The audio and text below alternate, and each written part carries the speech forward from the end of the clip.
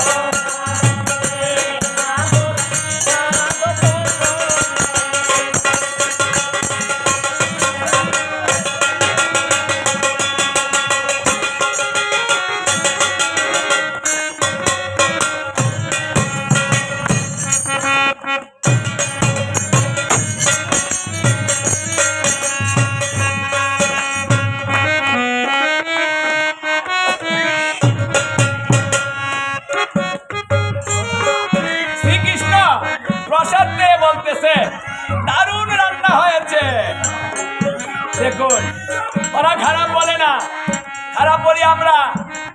বৈষ্ণব স্বভাব গেলে যদি রান্না ভালো না হয় তাহলে আমরা কিন্তু আর ছাড়ি না। হ্যাঁ, কি রান্নাটা রাঁধছি মুখে দেওয়া যায় না, এটা রান দিয়া। অথচ কৃষ্ণ বলতেছে রান্না দারুণ হয়েছে।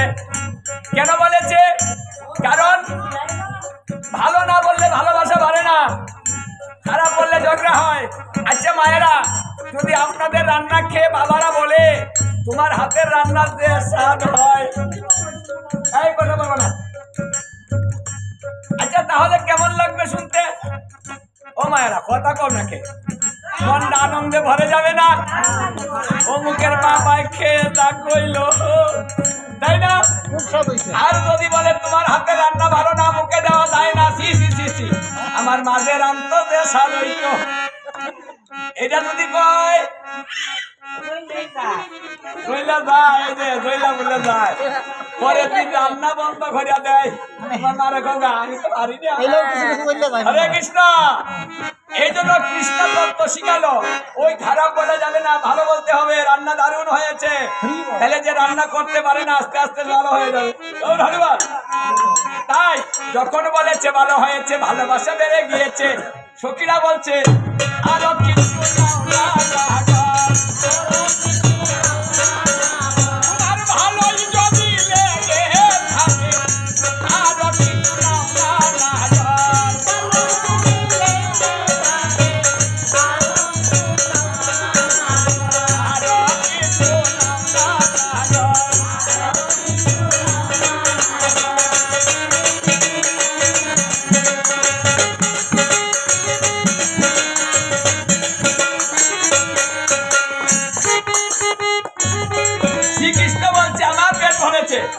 আমি আজকে নিতে পারবো না। সখীরা বলছে সাধলে তোমার মানবে চুরি করে নিতে পারো, সাধলে তোমার মানবে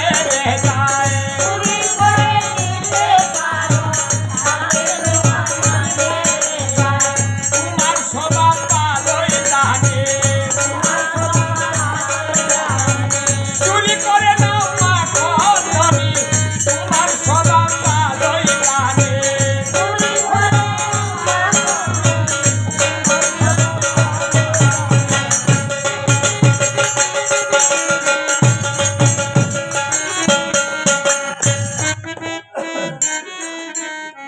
চুরি করে নিতে পারে, সাধলে তার মান বাড়ে, এটা স্বভাবটাই এরকম। কি গো ও মায়েরা, যার যার স্বামীর স্বভাব কেমন জানো না?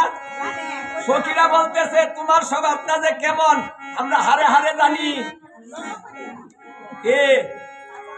এই মায়েরা কথা বলবে না,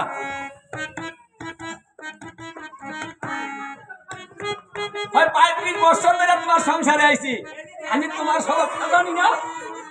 কে মায়েরা জানেন না? হারে হারে জানেন। হ্যাঁ, তাহলে যে ভক্ত ভগবানকে ভালোবাসে, তাহলে সেই ভক্ত ভগবানের স্বভাবটা জানে না? সেও বলতেছে আমি হারে হারে জানি। আরে লীলা চলে খাও তুমি,